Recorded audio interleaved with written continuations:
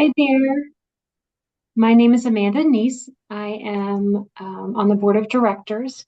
I live in Virginia, close to Virginia Tech, if you're familiar with Virginia Tech, but I work remotely for Northwell Health, and we have merged with Nuvance Health over a 28 hospital system spanning both Connecticut and New York.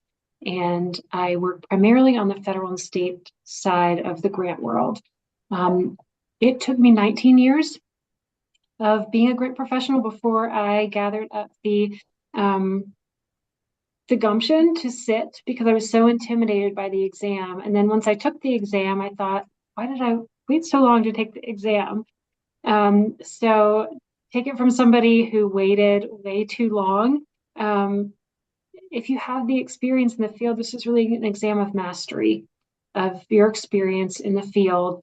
And you do not need to wait 19, almost 20 years to take this exam. It should not be intimidating if you're doing this work already and have, at least 3 years behind you as a grant professional. Thank you. And now we're going to pass the mic to Kathy.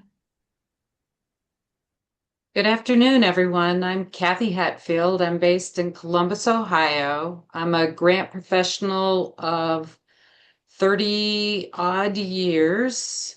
Um, I I'm on the GPCI board of director, and I am the liaison for GPCI's ambassador program. And what ambassadors are volunteers that champion and support people as they work towards their journey to become a GPC. So if you're interested in that, we'll give you the contact information to get us later.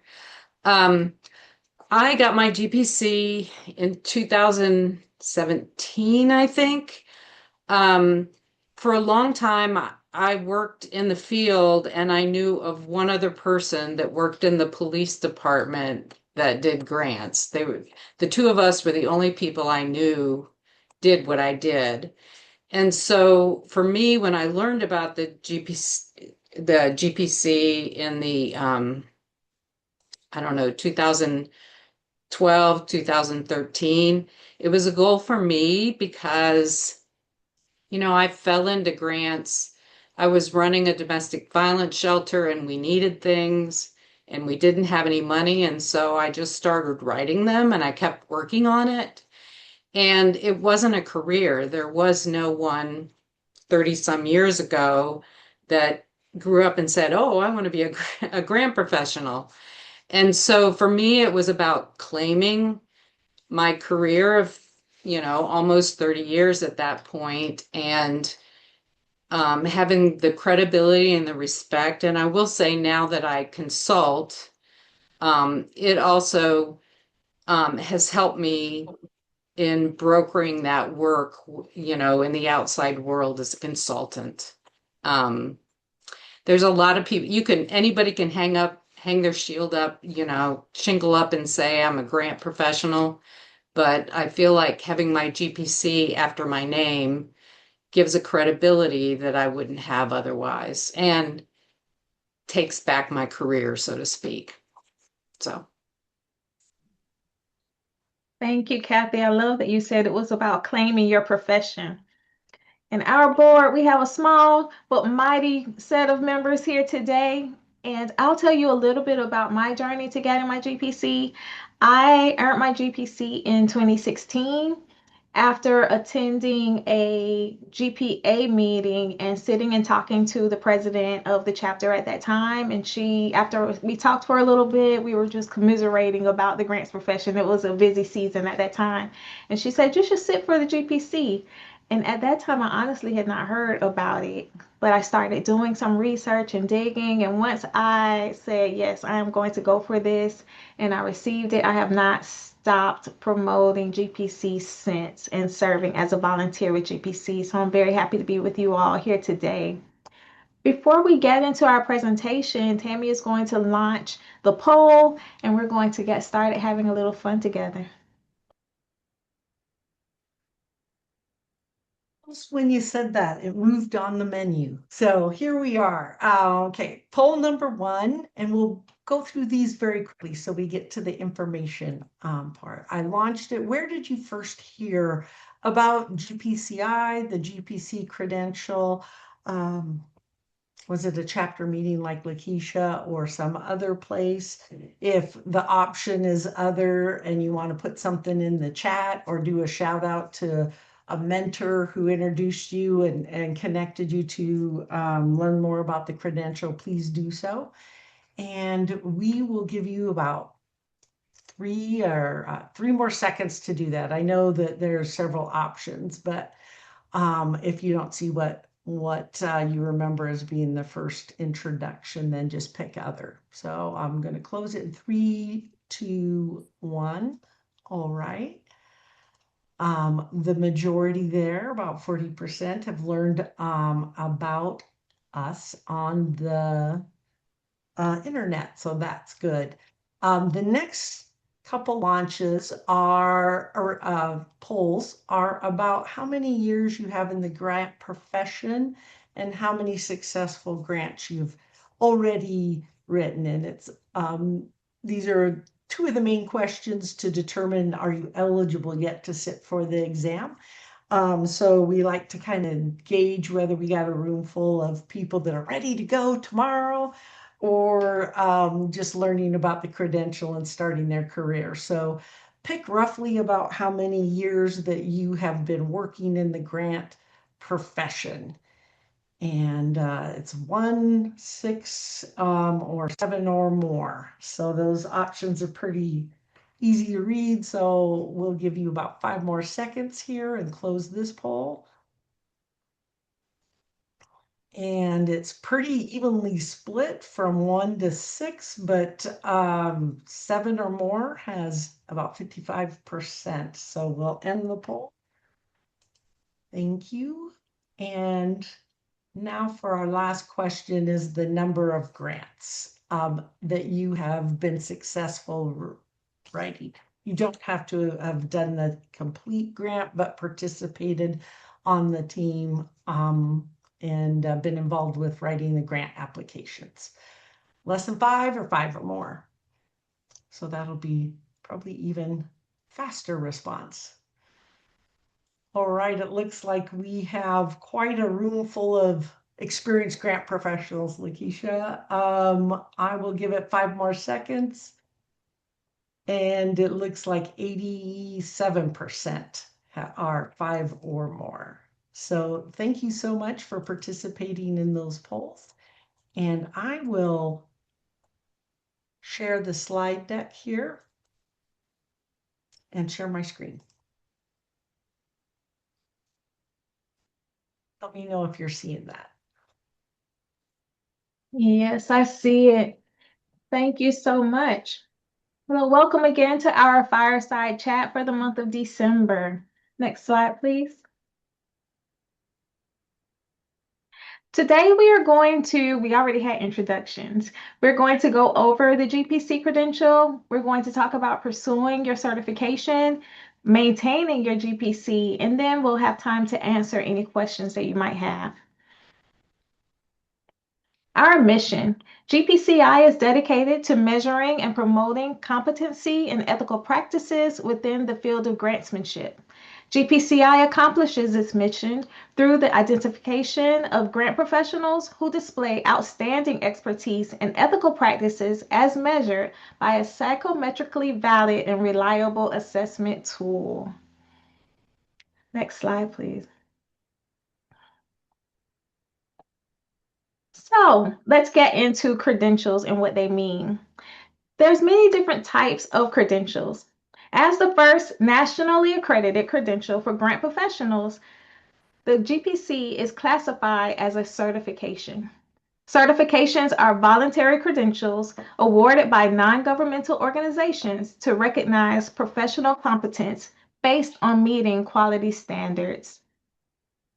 Other examples of credentials might be a certificate of completion, which indicates completion of a specific training course with varying lengths. For example, You take a grant writing class. At the end of the class, you receive a certificate of completion.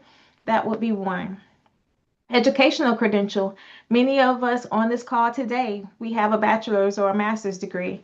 That would be an example of an educational credential. And then there's licensures.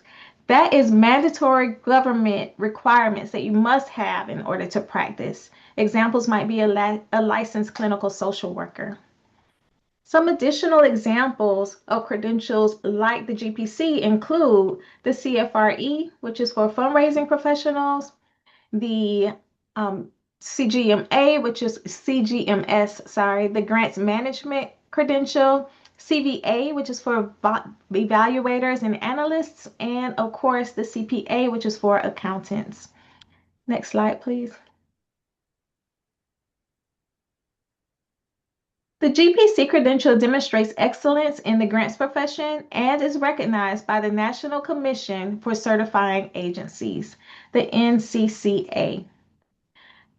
We were first, as an organization, we were first credentialed in 2019. The GPCI board was accredited in 2019. We focus on competency and assessments, assessing specific skills independently from educational or training programs is the primary focus of an NCCA accreditation. Next slide, please. What are the benefits to the stakeholders for having their GPC? It's a mark of excellence for employers. You are respected by your peers.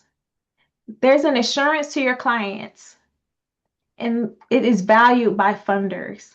When the people see the GPC credential, they know that not only do you write grants, but this is your profession. Like Kathy said in the beginning, she went after her GPC, even though she had all of these years of successful work as a grant professional, she felt that that GPC was the stamp that she was claiming her profession. Next slide, please. It's all about elevating the grant profession. The grant credential sets the standard for professionalism and competence. It increases demand, recognition, and respect in the nonprofit sector. It leads to improved compensation for grant professionals, and it enhances the profession's reputation, trust, and credibility. Next slide, please. Registration and testing process. These are the 4 steps to get you on your journey to getting your GPC.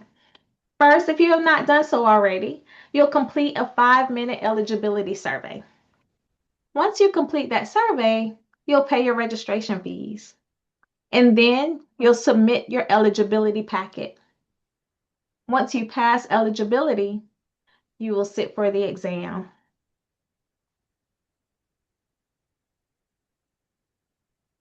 And the credential pathways. I believe that I am passing the mic, or am I not yet? You all still Yes. hear my voice some more? Okay. All right, Kathy. All right. So I'm going to walk through the 2 pathways. So there are 2 pathways to getting your GPC. The first one, there are 4 categories for both pathways, and then a minimum number of items to be completed within it. So pathway 1, you have a certain amount of schooling. Say you've got a high school diploma, or you've done a technical training course, or you've completed military training. You have 5 years of professional experience within the last 7 years. You have at least 5 successful grant proposals over the past 7 years. You have up to 50 hours of documented professional practice in the last 2 years in the grant profession, and up to 50 hours of community-based volunteer services within the last 3 years. So that's how you qualify through pathway 1.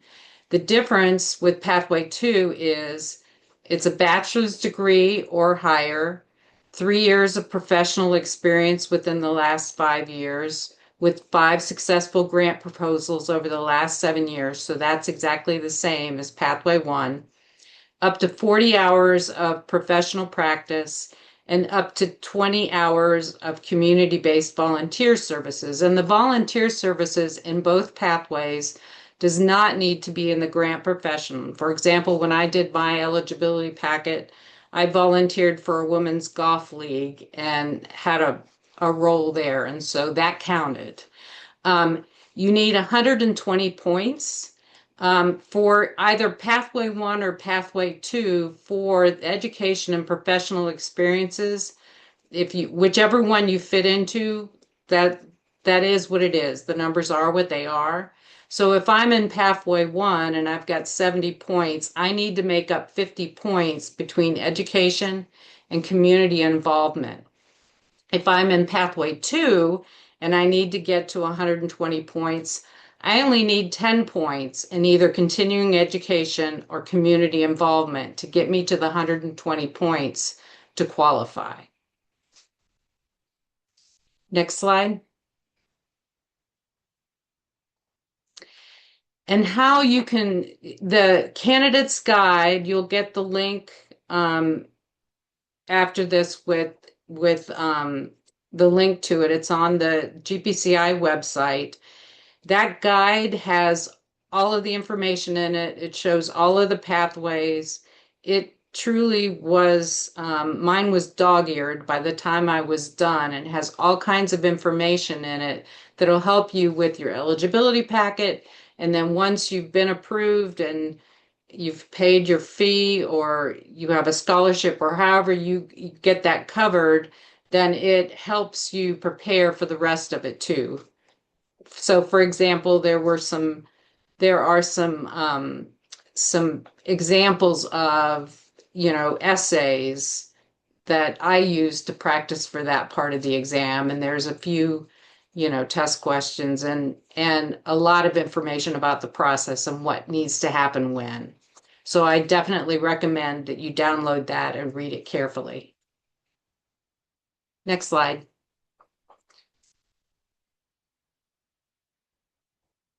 And so am I passing it back to somebody? I believe I am. Yes. The exam overview. The exam, think of the exam as two individual sections. Once you are eligible to sit for the exam and you begin to register, you will register for your multiple choice exam, and then you'll register for your essay exam. You can take the exams on the same day at two different times of the day, one in the morning, one in the afternoon. You can take them on different days. You can take them in different formats. You can take one at a testing center and the other one remotely if you choose. The multiple choice exam is 175 questions. 4 hours is your time limit to sit for that exam. The essay section is a prompt that you will write a portion of a grant application. You will have 90 minutes to write that.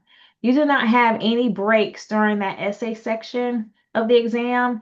And with the multiple choice exam, one thing to think about, you do have the opportunity for 2 breaks during the multiple choice if you go into a testing center.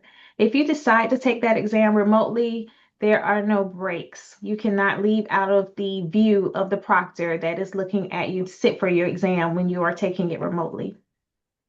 Your results are provided within 60 to 90 days after completion of both exam sections. And then one section, let's say that for some reason we don't pass one of the sections. If you don't pass the multiple choice or the essay, you will only have to retake that portion that you did not pass. Next slide.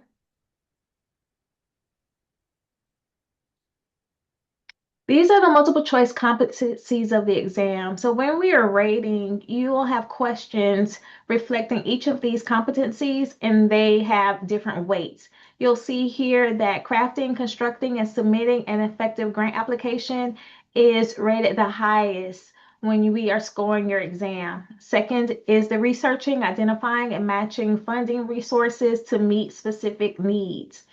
As we said, the GPC, it measures the entire life cycle of a grant. So it talks about everything from identifying funding sources to managing and closing out that grant and everything in between. Next slide, please.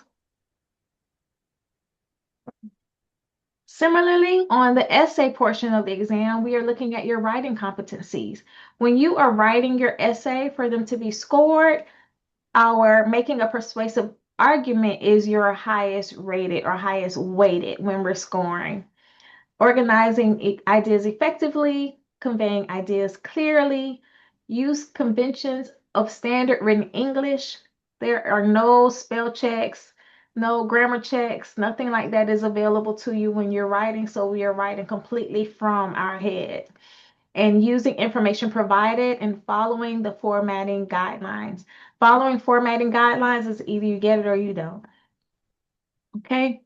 So these are our competencies to keep in mind when you're writing your essay. Exam preparation resources. Amanda is going to talk to you a little bit about what we have available for you. Thank you, Lakeisha.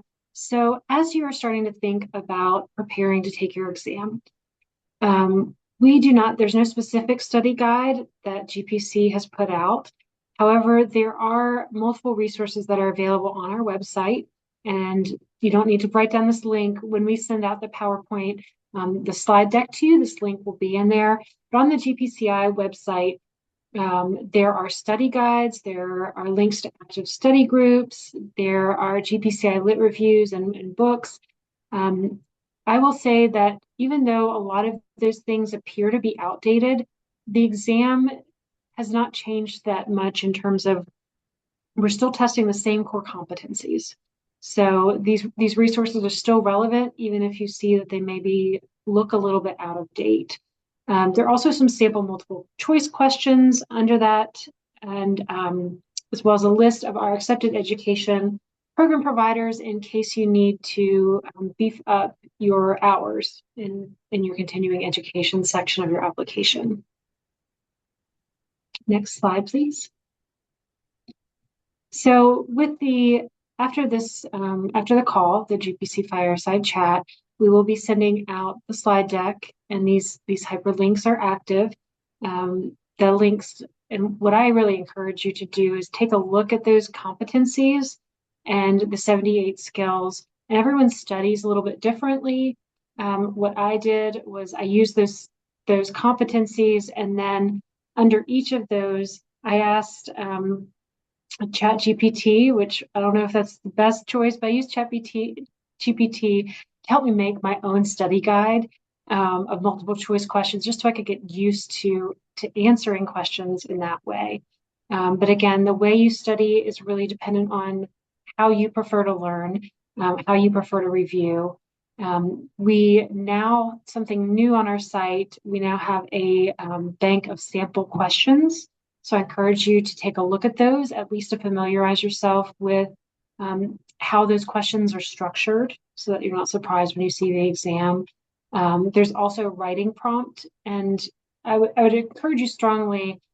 We're all great writers. We all should have experience by the time that we sit for the exam in the writing, and how to write a compelling narrative. However, what's different is that this section is timed. So get really used to writing, use those writing prompts, set your timer for 90 minutes, and get used to writing under really timed circumstances. We also have, again, we mentioned the GPC study groups, the trainer kit, preparation resources. So there's a bunch of resources there on our site to help you prepare and get to the point where you feel really comfortable and confident in sitting for that exam. Next slide. Okay, I think this is someone else now. Yes, Steve isn't available. Tammy, do you want to talk about the CMP? Yes. The CMP is a certification maintenance program, and like many credentialed certifications like the GPC and many others, you need to maintain that knowledge and expertise in grants. And you could do that through taking the exam every 3 years. Who wants to do that? So you could also do that through the CMP program. And so it ensures that you are continuing to um, uh, keep your skills sharp as well as learn what changes and adhere to the code of ethics. It's required every 3 years. You get a notification and when yours is coming due, and there's a fill in the blank element to it where you talk about what elements that you have in your professional practice, your job, professional development, and volunteer as well. So you get points on those, and you need so many points to pass your CMP and get a new certificate that has the current dates again. So, and you'll be listed on the website as soon as you get your GPC, and those dates will continue to roll as long as you continue to keep the credential current through the CMP program. All right, if I missed anything, go ahead and cover that, I Lakeisha. think you got it. But I want to have a pop quiz. Pop quiz. Listen in the chat. How many points do you need in order to qualify and become eligible to sit for the GPC exam? All right, Misty coming in first. What? So you all are listening. You're not just being quiet. Wonderful. You need at least 120 points to be eligible.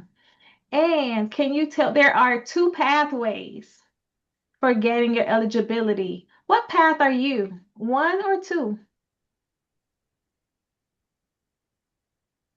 Okay. Wonderful, wonderful, wonderful. And another question before we get to what's next. Are you ready to sit for the exam? Yes or no? Oh, I was about to say I don't see anything coming, but I didn't press the red button. Okay. We have some not quite, some no's, honesty. some maybes, some yeses, some maybes. Wonderful, wonderful, wonderful. Well, we know that no doesn't mean no, it means not yet. So we'll be looking for you when you are ready, and we will be here every month with our fireside chat and via email to help you. For those of you who have said yes, your next step is going to be to take the GPC eligibility quiz, submit your payment, and if you act fast, by December 31st, using the code GPC50, you will receive $50 off of the current GPC. Now, that is a pretty deep discount because in the past, we have had two methods of payment, one if you're a GPA member and one if you are not. Now, everyone pays that lower amount. I want to say 629. I'm not that good with remembering numbers. So think of it, 629 minus another $50. That's a good sale on the GPC. So please, when you're ready, think about registering, preferably before the 31st. Now, if you pay before the 31st, you still have 90 days before you have to submit your eligibility packet. So if you know for sure you're going to take it, go ahead, take advantage of the discount, and then take a little bit, not too much, time to submit that eligibility packet to us. We will be waiting impatiently for you to submit it so that we can review it and get you moving through the process so that we can celebrate you in November when we have our GPCI reception. What's our next slide? Oh, Alicia asked a very good question. She asked, is the GPA a prerequisite? No, it isn't. We mentioned the GPA because they are a aligned organization with us. However, it's not a requirement. You do not have to be a member of GPA to sit for your GPC. You do not necessarily have to attend GPA trainings to qualify and get education points for your GPC. GPA is one of our accepted education providers. So that means that once you do get your GPC and you move into the CMP phase, at least 20% of your training needs to come from accepted providers. And that means if you attend one of the GPA meetings or one of their educational activities, that point will qualify towards your 20% that you need to maintain your CMP over the 3 years, but it's not a prerequisite. Great question. And we want to thank our Fireside sponsors for today. First, we have Kim Joyce and Associates Grant Writing Consultancy Firm. And also we have the Grant Station. Those are our Fireside sponsors for this afternoon. And now we are going to go through questions. You all are feverishly entering your questions in the chat. Tammy, can you help me out with some of these questions? Maybe we can Yes, answer some yes. of them out loud. I see one about scholarships. If they do not have a job or want to attempt scholarships, there is a yearly scholarship cycle that opens in on April 1st and goes through the month of April. So you could submit a application. And I did put that in the chat. I could put it again in case it rolled by. I believe you might be able to click on that page, look to see how many scholarships were available last year. And you can also see that many groups or individuals make scholarships available. So if you if you are involved with the chapter, many of those have scholarships available too, and support their members in obtaining the GPC2 as well. Great And question. did you catch another question while I was yipping? There's a question. I am a few years from taking this exam. However, as a woman with hearing loss, I plan to advocate for resources needed to take an in-person exam. Are you aware of any accommodation considerations that I should be aware of? For example, videos with captions, directions given at the front of the room, etc. Okay. If you need to request special accommodations, when you submit your eligibility packet, what you would do is fill out the accommodations request. After you fill that out, we go and coordinate with our testing vendor to request the different accommodations that you need. I'll be honest with you, there are some accommodations that they might not be able to offer because we have to also protect the exam and they just don't have the technology to be able to do it. But I believe that they will be able to support you and we'll work hand in hand with you to get that service that you need. I usually will have meetings with the candidate, talk to them on about what their needs are, and then advocate for them when I go to Criterion. If you would like to have that conversation before you submit and submit your payment, we can definitely do that as well by reaching out to me. Well, I answered a question, but I didn't attach it to the question. So in addition to GPA's trainings, they also take professional development and trainings through NCURA or SRAI, and they're not listed on approved training organizations. Is that an issue? And the approved training organizations are those that have been pre-checked to have covered the competencies. And that's mainly a designation that you need when you're renewing your credential.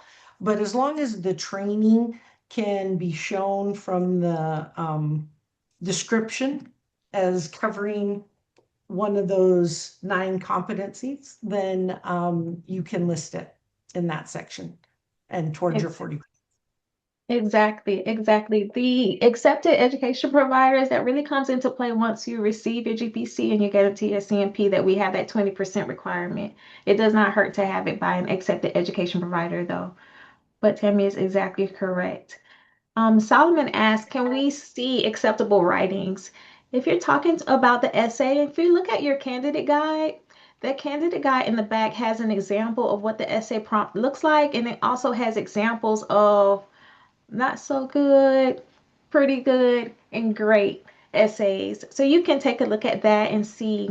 We also rolled out another support where you have 30 sample questions to the exam. The candidate guide has about 10, but there's another with 30. You can look at that as well.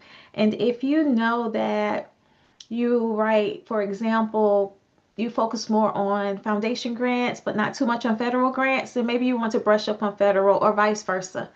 If there's a certain area that you aren't accustomed to, or you don't do any post award management, you might want to brush up on post award management a little bit in case there's questions about that. But there's 175 total questions, 150 of them are scored.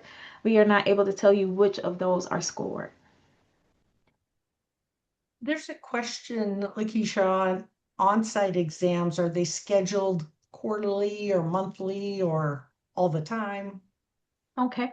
For the on-site exams, there are testing centers all over the nation. You would go in and there's a link available to you with criterion where you can see which testing centers are available within your community.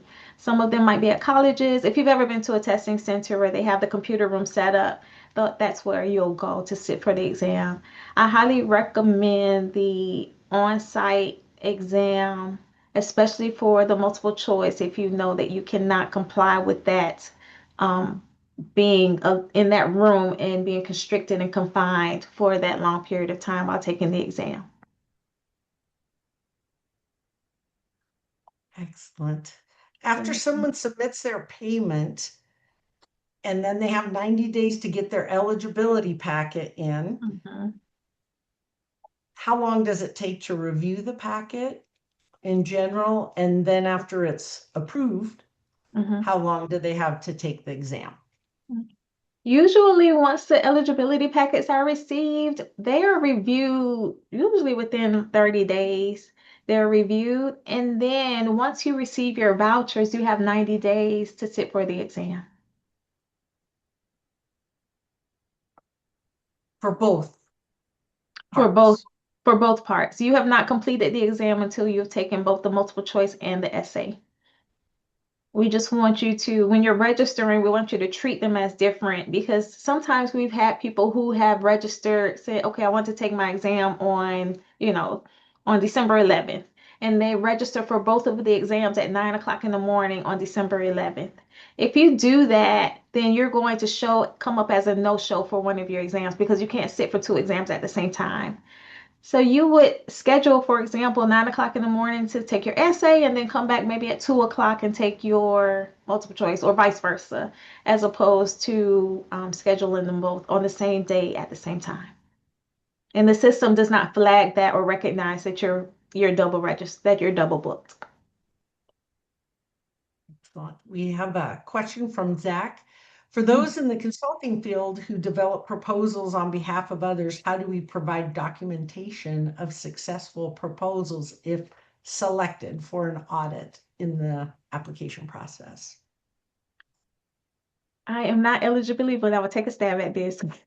So if you are in the consulting field, what I would recommend is, if you have to prove that you do the work, right? So you would have a contract or a purchase order or something saying that you write for that particular organization. And then when that grant award, if that grant is awarded, you'll have some type of a letter, some type of a press release, some type of official communication, and we should see a match between the grant that you're saying that you won and the client that you did the service for. And then, of course, another backup would be the letter that you would receive, the letters of recommendations and letters of support that you would receive. And Lakeisha mentioned our eligibility chair had a last minute emergency and wasn't able to attend, but I'm putting the email that you would send any questions to. I know Reg Docs, but that's your registration packet documentation goes there, as well as any questions that you have about eligibility, and they could help with the documentation as well on that. But I think you nailed it, Lakeisha. Thank you, thank you. Another comment about sitting for the exam. If you choose to sit for the exam remotely, we recommend not sitting for the exam at your workplace, because if your computer has any type of firewalls that will not enable you to download the software that's required, then you won't be able to sit for the exam and it'll come up as a no-show, and then there's an additional fee. So you want to use your own private computer. You cannot use an internal camera. You would have an external camera. That camera would be focused on you from a side view so that the proctor can view everything around you while you're sitting for that exam. If you like to process information, uh-oh, Jennifer, can you go on mute for us?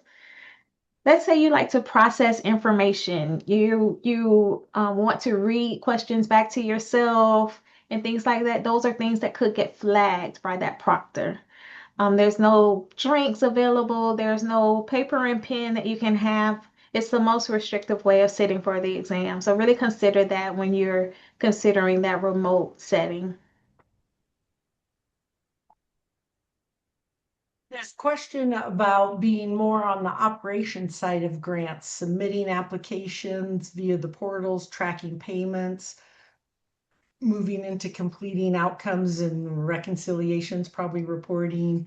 Not as much involved in the narratives and proposals, although they've reviewed and helped there. Is this credential applicable for them, or is there a better one? And anybody want to take that? What I would say is if you're more on the post award side, consider one, the competencies and the weight, the slide where we showed the competencies and the weight for each section. And then two, consider the essay component. That essay component, we're going to give you a prompt and we're going to tell you to write a portion of an essay, a portion of a grant application, a needs assessment, the budget narrative, a evaluation, any portion of that grant application you can be assigned at random. If you do not feel confident that you'll be able to do that, then I want you to really consider about investing into this GPC. That would mean either building up that skill set or maybe looking. And if you are more on the post award side, the CGMS might be a good one for you, which is grant management, more on the post award, and they recently received their accreditation as well. We congratulate them if we have any CGMS professionals on here today. There's a comment about why is there a 90-day period after you pay before you submit a packet? I paid, but have not submitted my packet and the 90 days have expired. So, typically what we think is that you should be ready to submit your packet when you put forth your eligibility and pay that fee. And 3 months is sufficient or more than sufficient for most people to get that together in the event that you come and you pay and you register, but have not put your packet together yet. So 90 days is standard and traditional. That's a quarter to get those application materials together.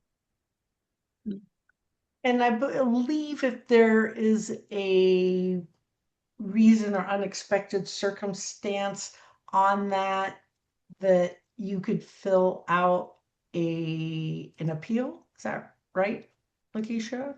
There are some instances where you can request an appeal if you need more time, but that 90 days is generally just to keep people from a year later saying, oh, I never submitted my application. Life got in the way and I just never submitted it.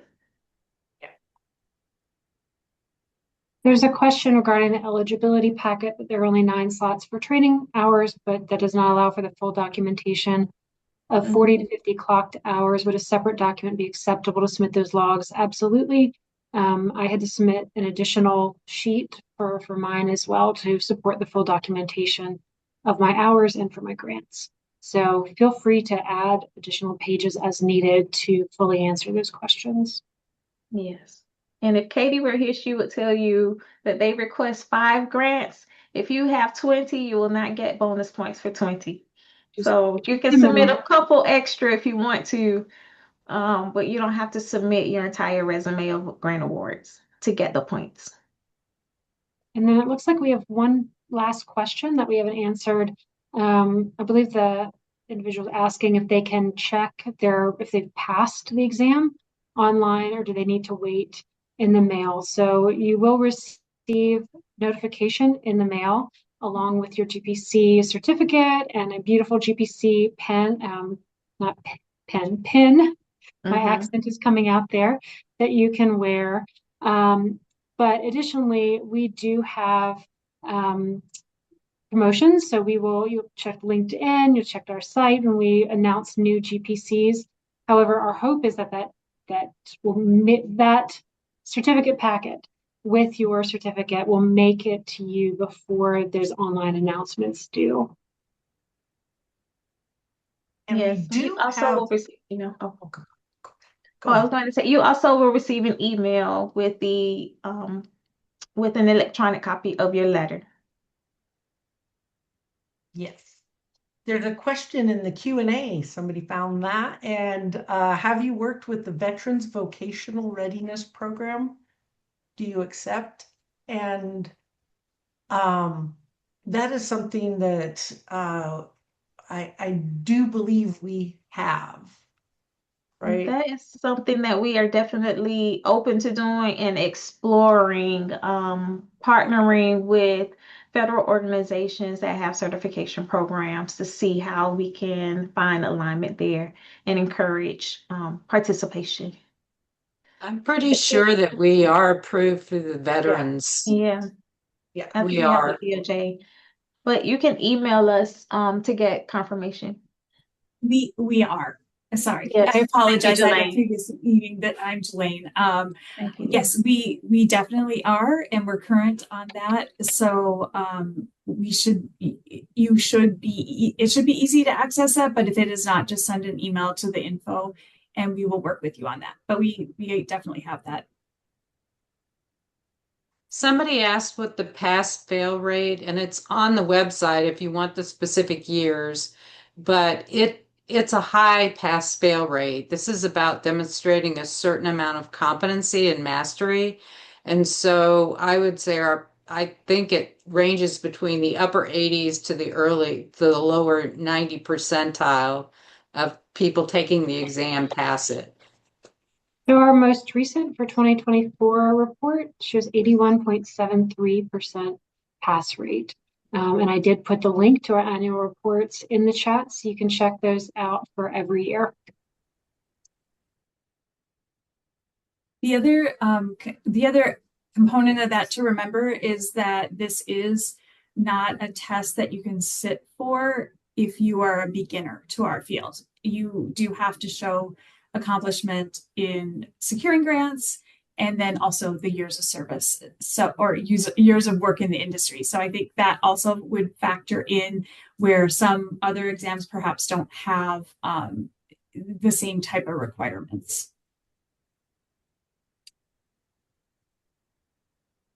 And I apologize if this was covered. The other component of that is that this is not necessarily a go memorize everything type of exam. We are testing things that we as professionals are experiencing. So I think those things factor in as well. And we are happy that we have so many accomplished people sitting for the exam and holding their GPC.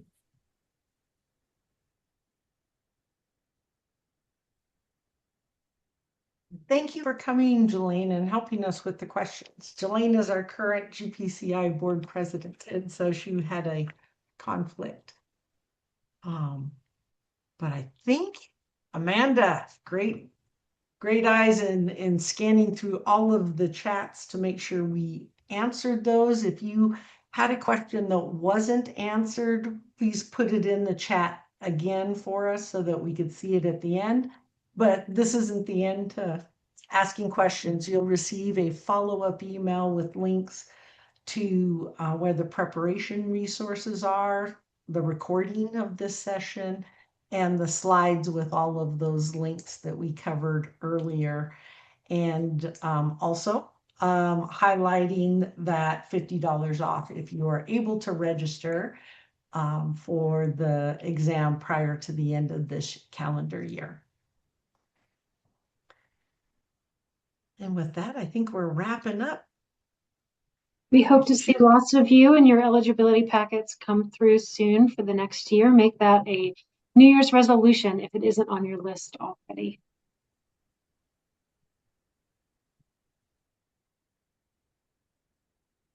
Definitely. You enjoy the rest of your day.